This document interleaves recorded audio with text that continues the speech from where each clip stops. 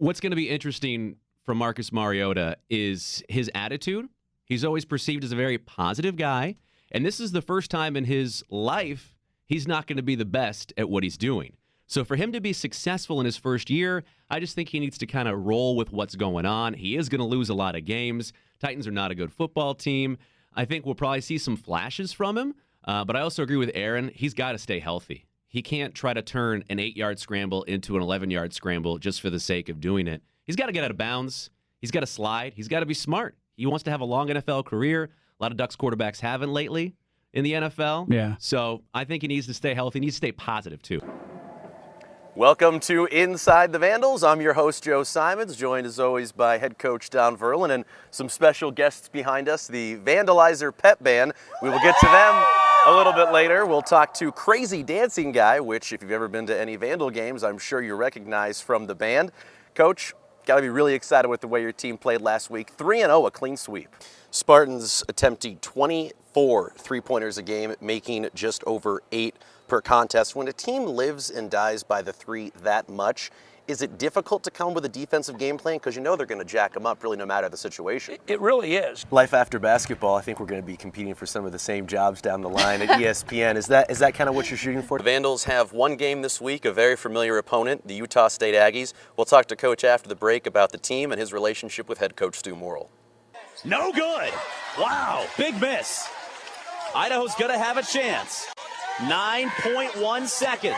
75-76. Idaho out of timeouts. Attack! Free throw. Good. 2-point game. Here we go. Idaho down 2 with the ball. 7 seconds in overtime. Wiley hands to Geiger. 4 seconds. Geiger to Ledbetter. 3 for the win. It's in! Idaho wins the game. Jeff Ledbetter knocks down a 3 in overtime. 78-77. Tom Brady, Deflategate, the NFL. Pick a side. As much as I hate to do it, I'm going to be on Tom Brady's side. I think it is being blown out of proportion. Even if he did deflate a few footballs, or if the manager deflated a few footballs, did it really make that much of a difference? I guess I just can't get in Tom Brady's head and understand, why risk it, dude? What is the point of risking all you have to have a small advantage against a team that you are significantly better than anyway? I don't get it. But something that's interesting about this, I wonder if Peyton Manning was in a situation like this, if there would be the backlash against him. Tom Brady, good point. People don't like Tom Brady. Yeah. He does commercials for Uggs. He's married to a supermodel. He's won a bunch of Super Bowls. People don't like the guy. Starting tomorrow, NCAA tournament games are being played at the Moda Center. It'll mark the third time in a 7-year span the Rose City is playing host. It's being touted as a big win for the city, especially from an economic standpoint. But is it?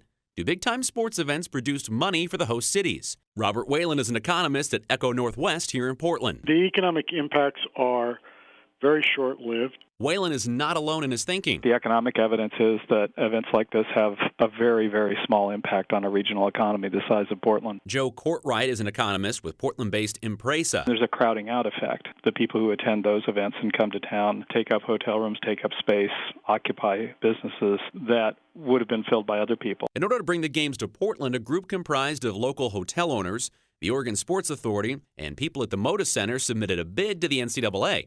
Chris Oxley is general manager of the Rose Quarter, and as part of that group, he does see this as economically beneficial. It's a major driver of tourism back into the city, obviously, from a hotel perspective. A lot of air traffic coming in, restaurants, shopping, things like that. So it's a pretty significant impact back to the metro area. Even though economists like Courtwright don't see this as a moneymaker, it's not like this is a bad thing for the city. It's like any other kind of form of entertainment in the city. To get the NCAA tournament in Portland back in 2009, the Oregon Lottery had to get rid of Sports Action, a lottery game where players bet on the outcomes of NFL football.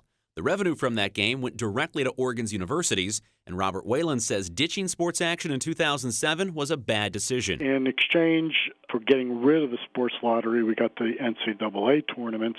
We had 2 since then. The last one, they didn't sell out.